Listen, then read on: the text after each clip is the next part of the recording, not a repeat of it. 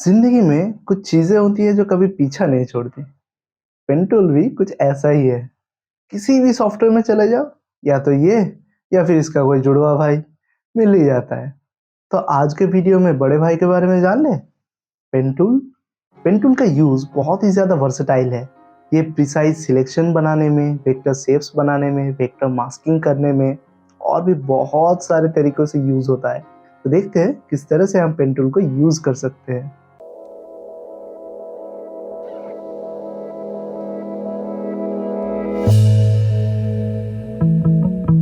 Photoshop में यहाँ पर है हमारा पेन टूल। पेन टूल से आप फ्री हैंडेडली पाथ क्रिएट कर सकते हैं और प्रिसाइज सिलेक्शन बना सकते हैं। पेन टूल से फ्री हैंडेडली सिलेक्शन बनाने के लिए आप पेज पर सिंपली क्लिक करते जाएं तो एंकर पॉइंट्स क्रिएट होते रहेंगे। अगर मैं कहीं पर क्लिक करके उसे ड्रैग करूं तो वो पाथ कर्व होने लगेगा। कर्व के साथ साथ आपके पास दो हैंडल्स आ जाएंगे। ये वाला जो हैंडल है वो इस वाले पाथ को कर्व करता है और ये सामने वाला जो हैंडल है वो आने वाले पाथ को कर्व करेगा।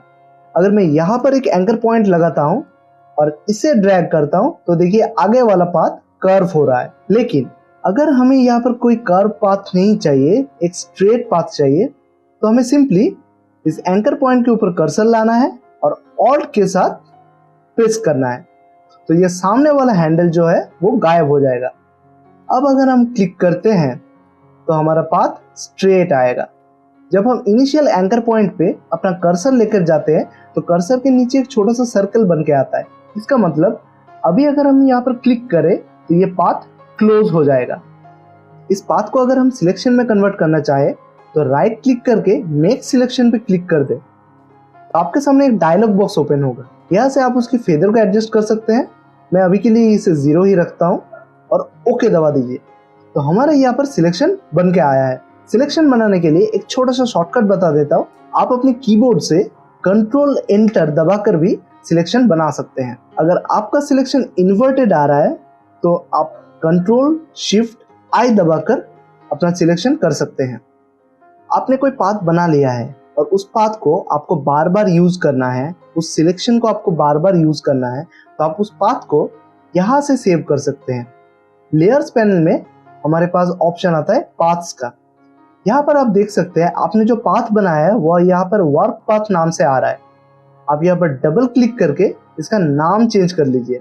आप पाथ 1 भी रख सकते हैं।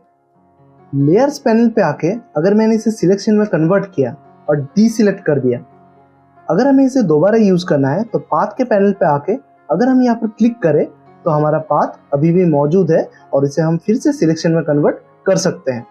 जैसा मैंने बताया पेन टूल यूज होता है प्रिसाइज सिलेक्शन बनाने में। मान लीजिए इस इमेज से कैमरे को सिलेक्ट करके उसे अलग लेयर में ले जाना है तो हम पेन टूल से इसके प्रिसाइज सिलेक्शन कर सकते हैं। मैं यहाँ से वीडियो की स्पीड को बढ़ा रहा हूँ ताकि आप बोर ना हो और जल्दी जल्दी इसका सिलेक्शन कर लेता हूँ।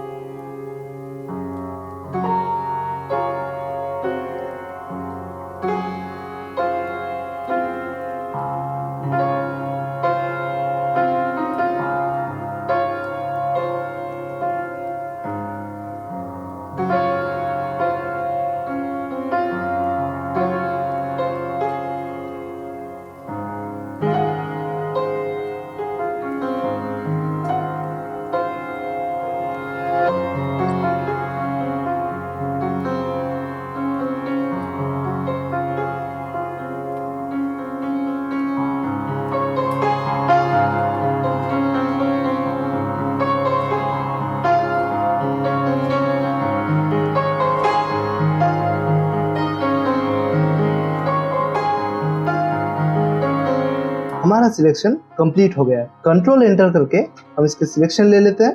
कंट्रोल जे करके अलग लेयर पे अगर मैं इसकी कॉपी बनाऊं, आप देख सकते हैं कैमरा बैकग्राउंड लेयर से अलग हो चुका है।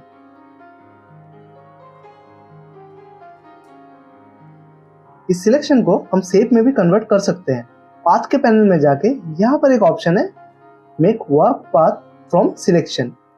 अगर हम यहाँ पर क्लिक करें तो हमारा ये सिलेक्शन पाथ में कन्वर्ट हो जाएगा और अब अगर हम राइट क्लिक करके डिफाइन कस्टम शेप पे क्लिक करें, मैं इसका नाम रख देता हूं कैमरा। ओके, अगर आपने मेरे शेप टूल वाले क्लास को देखा है तो आपको पता होगा कस्टम शेप टूल में यहाँ पर क्लिक करके हम इनबिल्ट शेप्स को यूज करते हैं। अगर आप ध्यान से देखें तो एकदम आखिर में हमारा शेप बन के आया है। अब इस शेप को हम किसी भी कलर के साथ यहाँ पर ड्रॉ कर सकते हैं। पेन टूल के आइकॉन के अंदर हमारे पास और कुछ टूल्स मौजूद हैं। यहाँ पर है हमारा free form pen tool. Free form pen tool से हम बिना क्लिक किए फ्री हैंडेडली कोई भी पाथ को ड्रॉ कर सकते हैं। याद रखिएगा ये वेक्टर शेप है।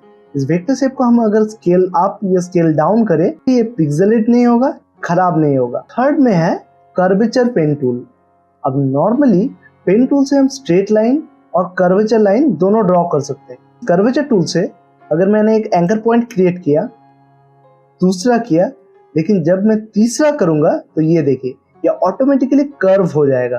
पेन टूल के ठीक नीचे ही हमारे पास दो टूल मौजूद है, पाथ सिलेक्शन टूल और direct selection tool. Path selection tool को सिलेक्ट करके हम पूरे पाथ को मूव कर सकते हैं और डायरेक्ट सिलेक्शन टूल को सिलेक्ट करके हम किसी भी पॉइंट को कर्व या एडजस्ट कर सकते हैं। पेन टूल से अगर मान लीजिए मैंने कोई पाथ बना लिया, अब मुझे लग रहा है कि यहाँ पर एक एंकर पॉइंट होना चाहिए, तो पेन टूल के अंदर एक ऑप्शन है ऐड एंकर पॉइंट टूल।